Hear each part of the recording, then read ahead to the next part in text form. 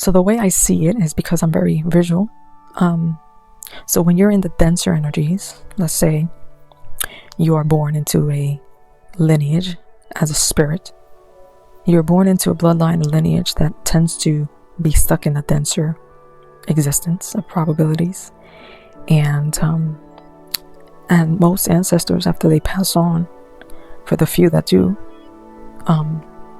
ascend, barely making it, they become aware that they don't want to be born into the lineage until it evolves to a certain degree. So there's like this cry out for help or assistance from God. And let me tell you, some prayers are VIP. I'm just going to say that. I don't know how and what makes it so, but sometimes some prayers are really prioritized. So let's say that as a spirit, you come and you want to help the evolution of mankind, of humanity, which is really the health of a body when you think about it on a big scale things. Let's say we're living as cells that don't know we're inside a cell inside the body of God, per se, right? It's all theory. And the intention of becoming healthy and of doing the right thing for self as you learn to love yourself properly. The process that's going on within you is you're doing what you need to do to take care of yourself, right? So let's say your intention is to be healthy and have a good lifestyle so that you can be there for you and your family. So you're going to start eating different. You're going to start consuming different things in terms of what you watch on TV, the people you're around, the environments you place yourself in, not consuming alcohol, all these things, right? There's these big choices that come with big sacrifices of breaking out of these cycles, of these habits, of these addictions and attachments, right? So let's say you make this decision to be healthier. In that decision, you are literally making sure that your intention follows through. And with that intention, you know that you are going to be in the resistance of the old you with your new version. Because you've been so used to certain things, certain places, certain ways of being, certain things of doing, all of that. So now it's you, your body's autopilot behavior and instincts and reactions against your mental intention. And this is why willpower is so important, because here you have to go about the process as a very, very aware individual. You have to nearly micromanage your entire life from this point on in the way that you have to be mindful of your thoughts, of your emotions, of your reactions, of your behaviors, of your triggers, of what bothers you, what makes you uncomfortable. Then you want to dig deeper as to the why behind these meanings that you give these situations, these emotions, and so on. So it can be a very intense phase of introspection and self-reflection and self-observation of all things. I went to the extreme to watch my every move through cameras I put in my house to see how often was I picking up my phone. How often was I getting distracted when I was trying to do something? All of these, I can be very tedious when it comes to certain things if I really want to get it done. But when I started, I went into that depth of observation because I really wanted to become very familiar with myself and know myself, not only in the inside of the embodiment of these emotional states and so on, but from the outside looking in, right? Which helped me a lot. Because I was able to observe myself from the point of view of an outsider observing, let's say, their child living their life, and you, by observing them, you quickly notice their habits, their weaknesses, if they're easily distracted, or how focused they are when they do certain things, how long they've been doing something, timing certain things, how long have they been on their phone in between the times that they're supposed to be doing something else. All of that came into hand in my own personal process. I'm not saying do the same thing. I'm just saying I just took it to that extreme because I really wanted to know who I was without needing the description or the validation of anybody outside of me to tell me. Right? So this is why you want to get to know the self to that extreme, because when you know the self, it's easier to recalibrate and heal the self and better understand and accept the self. So that with that awareness, you have better compassion and acceptance for yourself. And when you have compassion and you're accepting of yourself, it becomes easier to forgive yourself. And when it's easier to forgive yourself because now you have a better understanding and you have compassion for yourself, then self-love becomes natural, because now you're observing yourself from the standpoint of view that I'm just human. I'm just going through life, experiencing life, going through all of these experiences that have molded me and shaped me to be who I am, and I fully understand the why behind it, and I choose not to be the victim of these experiences, but in fact the victor of these experiences, so that I can not only assist myself but assist others going through the same thing, which is kind of what I'm doing now, while simultaneously healing it within my own bloodline for future generations to come. So it was a very selfish observation of self, while having the intention to be selfless in the wisdom that I would obtain through these experiences and embodiments of wisdom. So that's basically the first stage. So you want to become very, very aware of who you are, and everything that makes you you, and everything that bothers you, and everything that you love, and everything that feels icky, and everything that feels inviting, and all of these things. And that means you're constantly asking yourself the questions that are important. Like, why am I feeling this way? Why is this person irritating me? Why is the main course. And then when you come into the realization of at least 75 to 80% of being in the knowing of self, the transmutation process becomes a lot easier, because then you start strategizing your process with yourself. You start sounding the alarm when you feel certain things, because you start realizing that, oh, this is it right here. This is the perfect opportunity for me to transmute this energy. Now, transmutation of energy in self is basically transmuting your emotions, because emotions are energy in motion. And based on the energies in motion that you are experiencing, you have to become aware of what meaning are you giving these emotions, and what reaction or behaviors or assumptions or fears are these meanings triggering you or making you impulsively react to it. What autopilot reaction is coming out of it. So like that, you become aware now of the symptoms of the who you are, right? Because once you know everything and who you are and why you are the way you are and why you choose to be the way you are, now you get to come into the realization of your behaviors, your feelings, your emotions, your thoughts, your assumptions, your fears. And when you get to dissect this, understanding that you came to transmute these very emotional states, because you cannot transmute something without having the capacity to experience it. What do I mean by this? I would say, if you know what Pokemon is, the cartoon, they would go, I don't remember watching it that much, my little brother did, but I remember they would go into these forests and stuff, and they would see these creatures, these wild creatures that have special abilities, special powers and so on. And if they were able to capture it, now they were able to use it for battle. So I'm not going to go into the advanced level of alchemy and transmutation, but I will keep it in the basics for the sake of the length of this audio. Now, when we think about our emotional states, that's exactly what we're doing. Every time we are triggered, every time we feel an emotional state, every time we hear a comment that creates an emotion within us, we, instead of reacting to it, instead of playing out the role of the ego or the character that comes to be with under these influences, we maintain the poise with the awareness of what's happening in that present moment, because in order for us to be aware, we have to maintain ourselves in the present moment at all times. It's going to be difficult at first, but once you get the hang of it, it's going to be instant.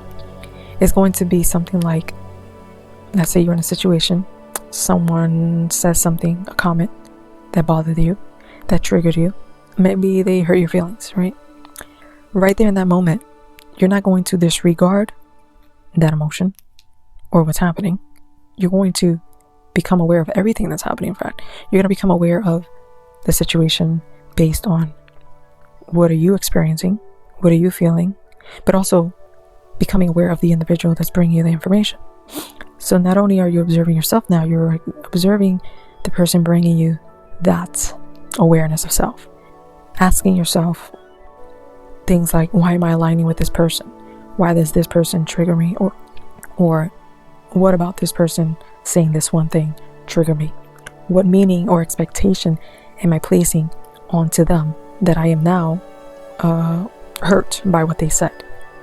So let's say that this is someone you care about and you love, and you're surprised that they said something that would hurt your feeling because you expect them to be or act or do a certain thing because you expected that based on your own assumption, based on your own conditioning or programming or whatever. How you feel is your responsibility, how they feel is theirs. So now once you become aware that you're hurt because you were not expecting that from them, because you expected more of them, now you quickly realize that you place yourself in that energy of disappointment and of being hurt because you put expectation on someone that technically is not obligated to play the expectation out, because you haven't accepted who they are as they are showing you who they are at that very moment. So when you become aware of that and you process those emotions by expanding your awareness of the situation, by seeing it from the point of view that allows you to accept what is instead of what you want it to be, you let go of that expectation and you say it is what it is. That's who they are, that's who they choose to be. I either love it or I don't. If I could accept it, I continue on. If I don't like it, I remove myself. When you build that mindset, now anything that person says after that won't faze you, because now the expectation that you had of them is removed, because now you're not going based on the expectation of what you wanted them to be. You're going based on who they are showing themselves to be. And you start recalibrating or reframing your mindset to not put expectations on people, but rather you are in the receptive of acceptance, meaning you are accepting people for who they are. And at this point on, you don't want anything from them. You're just trying to vet them to see if you want them a part of your life. You see, it changes everything. You switch the whole concept. So instead of coming from a wounded place where you need external validation and you need attention because maybe you have abandonment wounds from childhood, let's say, you're going to go into these situations as if you're fearful of losing this person that has yet to prove to you if they're even worthy of you, right? But because you haven't healed that wound, your perception of that individual comes from a wounded place that puts you in the energy of fear, which is why healing these wounds are so crucial. Because once these wounds are healed, your perception of that situation completely turns around. When you're healed from wounds of that nature, for example, you go into a situation that you, let's say, expect someone to act a certain way because to you it's common sense, while also neutralizing that assumption with knowing that even though to me it's common sense, sometimes common sense isn't that common.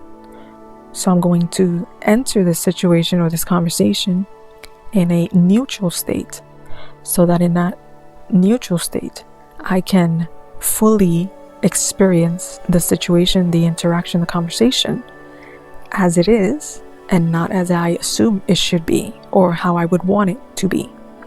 And based on the outcome of that conversation, based on how I felt before and after that conversation, based on what the conversation was, I will evaluate the entirety of the interaction and ask myself, is this someone I would want to continue interacting with or someone I would rather not? Because now the focus is focused back on what my needs are, what I want for myself, what makes me feel comfortable, what makes me feel safe, what makes me feel happy and energized, and what aligns me with the experience that I envision for myself. You see, we're not seeking experiences based on necessity, based on codependency, based on fear, based on loneliness. That's coming from wounds. But when we're basing it on, this is what I want, this is what I need, this is what aligns with me, this is what my values are, this is the emotional state I would rather be in while interacting with someone. And if none of those requirements or standards are experienced in that situation, then I would not have a problem removing myself. Because from a healed place, you have already done enough work to be, one, okay with removing yourself if your requirements and standards aren't applied, and you have been okay with if someone is there or not, meaning you have gained a liking to your own solitude, because to you it is that solitude and the enjoyment of your own company and not loneliness, because loneliness only comes from people that assume and think that they need someone there to not feel alone, which is only those that are afraid to be alone because they are not ready to be alone with themselves and what they have going on, which is why they constantly distract themselves with TV, with being on the phone, with being around people, with anything. Because to sit with themselves and think and process everything that they are feeling, it's too much for most when they are wounded. But when you have done the work, like I said, and you're secure with yourself, with or without anyone, you are only attempting with the intention to align with what best suits you, what aligns with your values, and what aligns with your highest good, then those things are no longer relevant in your conversations and your interactions with others. So when you are transmuting in the beginning stages, before you reach the secure state of self, where you have done the work and you healed, before you go from the negative into that positive state of being, it's going to take some time, some experience, some work to get there. So one thing I would say is, when you are doing this work and you know it's going to take some time for you to do the work, I would highly recommend that the idea, if you are single, that the idea of dating is not something you prioritize. Because now, when you place the intention to do the work and to heal and to process and to transmute these negatives into positive, you're not going to find the match for you in this state of being, because you are in the middle of a transformation. So who you are when you start is not who you will be at the end. Therefore, who you end up with is not going to be the same as who you started with. You're going to have a massive change of perspective, of likings, of dislikes. Not a lot of things might impress you or might impress you. Everything is going to change. So if you are fortunate enough to start this work while you are still single, without having the distractions and the necessities to be something that you are trying to get out of with someone else, it's going to serve you. So if you're there, this process might be a lot smoother for you as opposed to someone that's already currently in a relationship. Because what's going to happen is, if you're already currently in a relationship, it's going to be more than likely your partner to trigger all these aspects of you, where the universe is going to orchestrate events and situations and stuff to trigger your own wounds and your own insecurities and so on, so that in those experiences you gain the opportunity to transmute these energies, which at the end of that, you know, if it's real love, you might still be there, but if it was shallow and out of necessity, you might not end up with the person. So that's a quick disclaimer before you start this process, so that you know what to look forward to. Now, going back into the Pokemon aspect, I use that metaphor because I like to say that when we experience certain emotional states, some of us attempt to avoid it, or distract ourselves, or numb ourselves, or act it out impulsively through behaviors, through screaming, through whatever it is, whatever means, whatever floats your boat.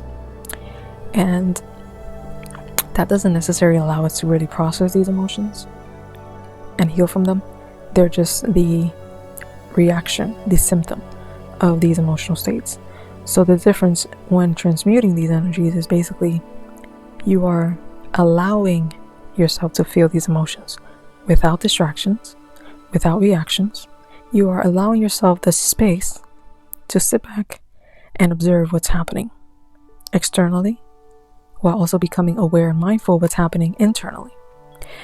And it is not to avoid it, but to fully and truly embody the emotional state that you are feeling. Now here, I like to use the duality of my feminine and masculine energy, because by using the duality of both natures, I get to do the entire process a lot more rapidly. So if you're more in the masculine energy and the more logical aspect of life, where you're trying to analyze everything and be logical about it and reasoning and all these things by measurements and examples and experimentation, you're too in the mind with it if you only use the mental capacity of your intelligence. Therefore, when you're in the masculine energy trying to process and heal emotional states of embodiment, it's going to take way longer.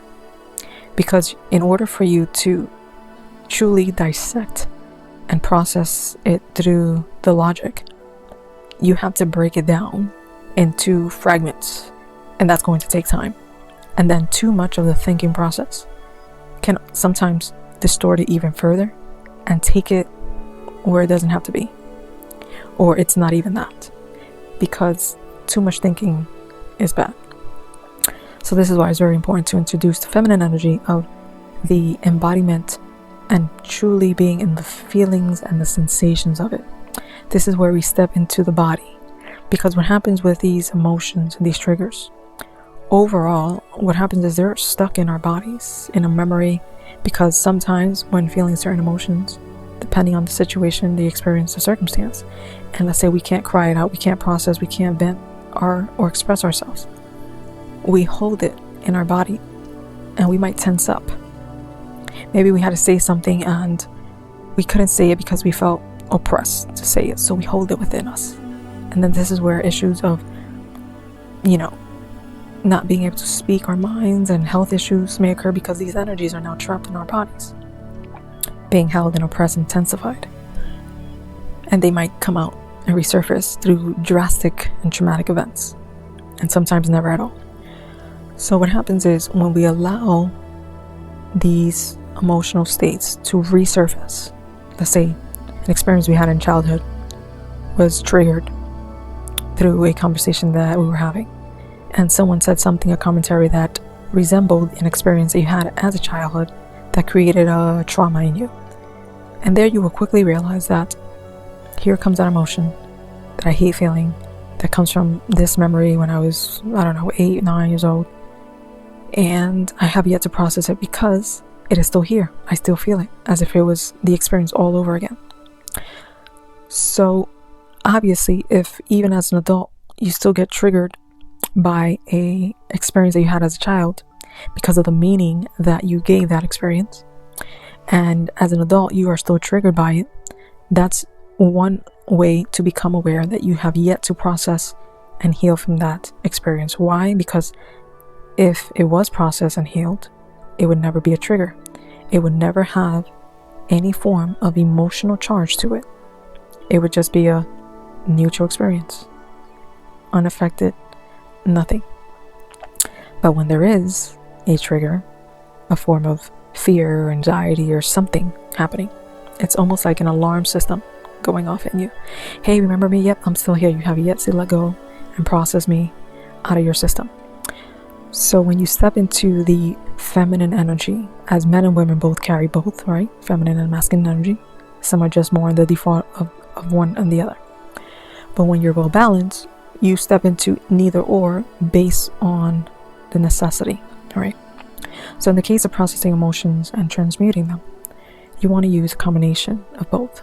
The first thing you want to do is you want to feel it. You want to allow yourself the room, the space to feel it, even if you have to walk away, so that you can sit back and process the sensations. What are you feeling physically? What are you feeling emotionally? What are you feeling? What are your thoughts? What thoughts are resurfacing? What memories are resurfacing? Are you wanting to cry? Is your chest getting tight? Are you getting anxious? Is there a fear? Is there an insecurity resurfacing? Then go deep and ask yourself, why is that there? Where's the origin? Where's the root cause of this? And that's when you want to bring your mental, so that you can understand the feelings and the emotional state that's currently happening.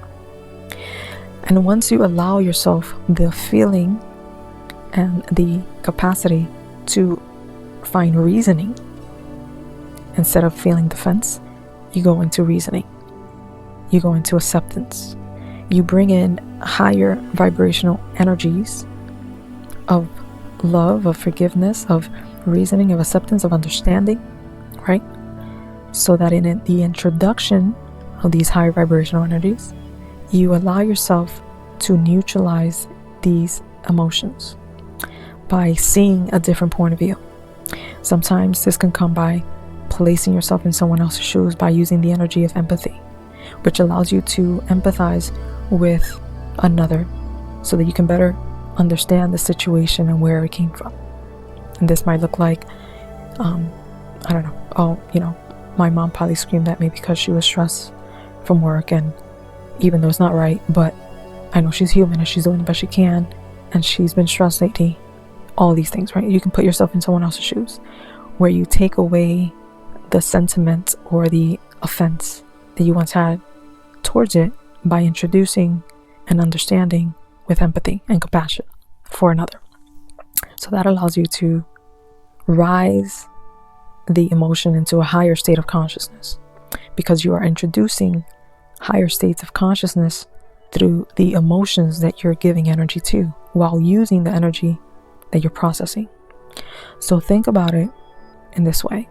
Let's think of the energy comes up and resurfaces, and now it's like a ball of energy sitting, let's say, in the middle of your stomach. This ball of energy is still energy, right? It cannot be created nor destroyed, as resurfacing. This energy can be used for many things, which is what the transmutation process is.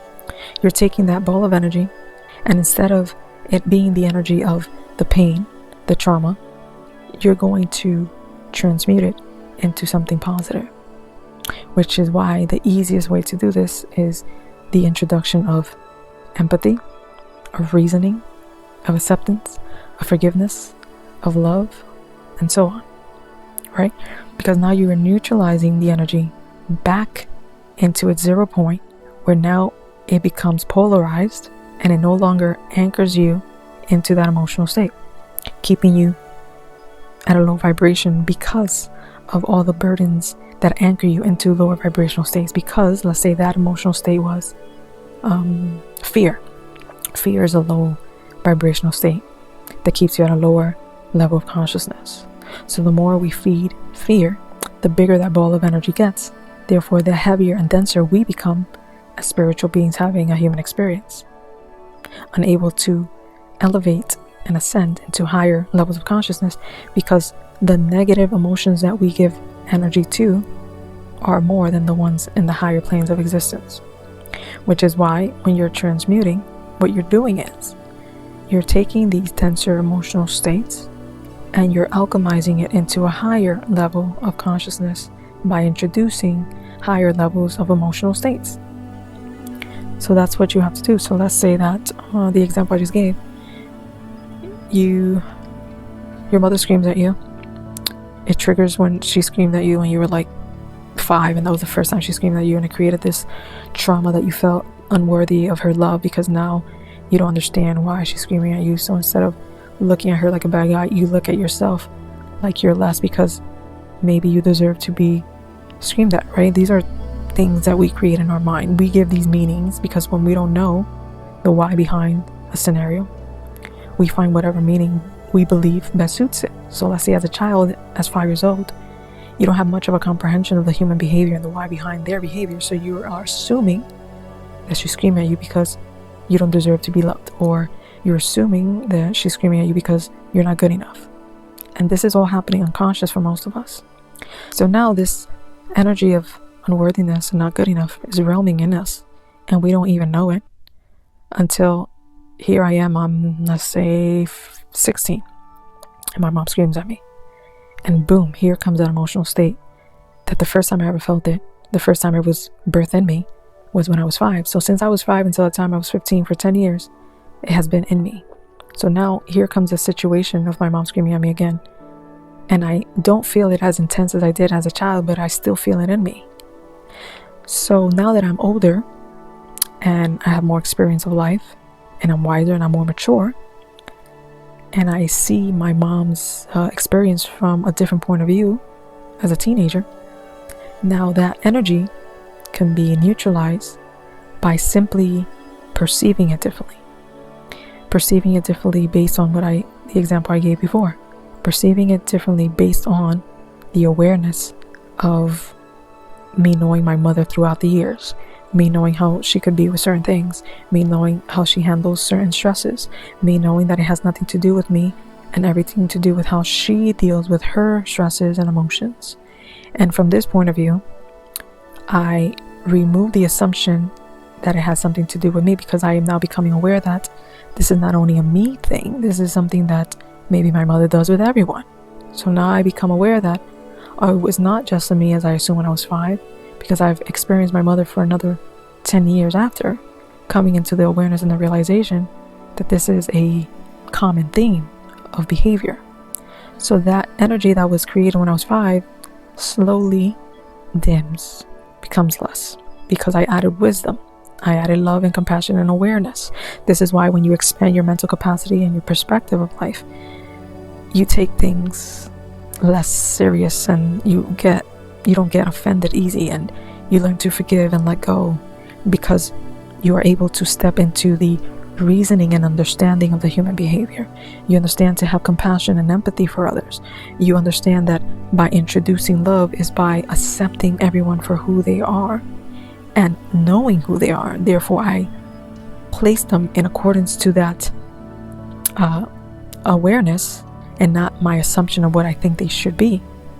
Therefore, I remove myself from any assumptions or expectations, therefore decreasing my potential of disappointment, because I am capable enough to understand the grand scheme of things and the vastness of the full spectrum of life and the emotional states that happen through the degrees of all that is, right? So the more I learn to accept myself and understand myself, love and forgive myself, the easier it becomes for me to do that with others. This is why it all starts with you. It all starts from within. The more you heal, the more it ripples out externally, the more those around you heal. Because 1, you will lead it by example. 2, you will align with those that are in vibrational alignment with that healed version of yourself. The conversations will be different. The reactions and the behaviors of those around you will change. The circumstances, the places, the friends, everything will change, because your external reality is only a representation and a reflection of what's happening within you. So this is why it all starts with you, within you, which there's no healing if you're not doing the work within yourself. If you're going outside of yourself, seeking things and places and gods and churches and all that outside of you, you're missing the point, because only you can know what you need when you decide to dig deep within you and understand the root causes of these emotional states that put you in the position to feel less than, to feel suffering and pain and fear, because only you can change that from within yourself. No one can change that for you. Someone can tell you everything you need to do and give you the answers to the test, but it is up to you to do that work and actually take the test and listen. And guess what? I know this from experience. I have given people the answers to the tests of the life experiences that I know they were about to go through and be influenced by and be bribed by and be manipulated by, because I already was seeing the patterns that they were sitting in. And guess what? They still failed that test. Why? Because they were not ready to pass it. And this is why we can't force anyone to heal. We can't force anyone to change. We can't do anything. The only thing we can do is heal ourselves, grow and mature, and turn into the best version of ourselves, so that in that experience and in that becoming of self, we lead the example of what that is, so that we give others the opportunity of choice to choose. Do I continue on the path that I'm currently in when I see the results are what they are, or is there another way? And if you are leading the example of that other way, of trailblazing another path, another way of being, then there you give others a way out of their own suffering, of their own pain and fear and so on. You give hope, right? So when we have these things going on and we want to change it within ourselves, but we also want to experience the world differently and see a change in the world, we have to change ourselves so that we become the ripple externally. We have to become the change that we want to see in the world, so that those around us can see that it is possible.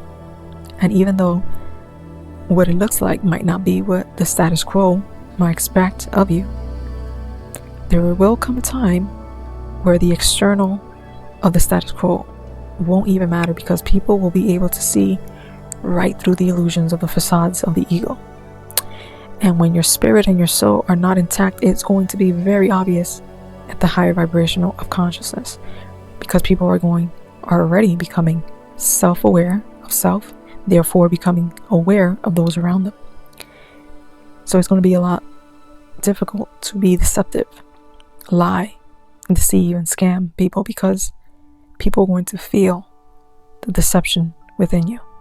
And there's going to be something in them telling them, because now they have learned who they are with someone there without having someone there. So when something is off, it will become more obvious. This is why it is important and crucial in the process of growth and healing to give yourself that time to yourself, so that you know who you are without any external influence around you. So that when you feel static and you hear the noise, it sounds and feels loud. It becomes more obvious. Because let's say you've been isolated, hermit mode for about 2, 3, 4 months. You stepped into your grace, your peace of mind, no stresses, no dramas, nothing, just peace and the enjoyment of life and nature and who you are in your creative nature and your expressive, where it's complete silence, right? And now you step into the world. Now the noise becomes very, very obvious. The sensations, the feelings, the lies. Why? Because you've been living in your truth, in complete isolation of only experiencing your energy. So when you feel energy that is not yours, especially if you're an empath, it would be very obvious. You would feel the influence of the external world upon you. And you have a choice here. You either remain there if it feels good, or if you don't, remove yourself. Because now you don't have the wounds that make you feel that you need anything outside of you to feel safe, to feel secure, to feel validated. Because you have now fully integrated with yourself, you have healed the wounds, and you have become even closer with the divine within you, which then connects you to your higher self, which is now guiding you through the process of your own inner knowing. So it's a beautiful process. I wanted to share at least a point of view. I feel that there will come a time where this information will be very useful, and I felt very compelled once again to share it, which is why I decided to record it and share it with you guys. And I will continue to share more of these topics with you, but just take heed that it might be a difficult process when you start, but oh my God, is it rewarding. You quickly realize that this is how you're supposed to be experiencing life, and to not have any attachment to things and places and assumptions and storylines and narratives and all these things that keeps us stuck in the limitations of this mental construct. To have that be flexible for us, because we don't have the restrictions of those limitations and those fears and so on, it's so rewarding, and is a very, very beautiful process that actually makes you become closer to the divine, to God, which I am forever grateful for. So I'll leave you guys with that. Hopefully it is something that you enjoyed and something that benefit you in your process. And I guess stay tuned for any other further updates and guided information like this. Thanks for listening.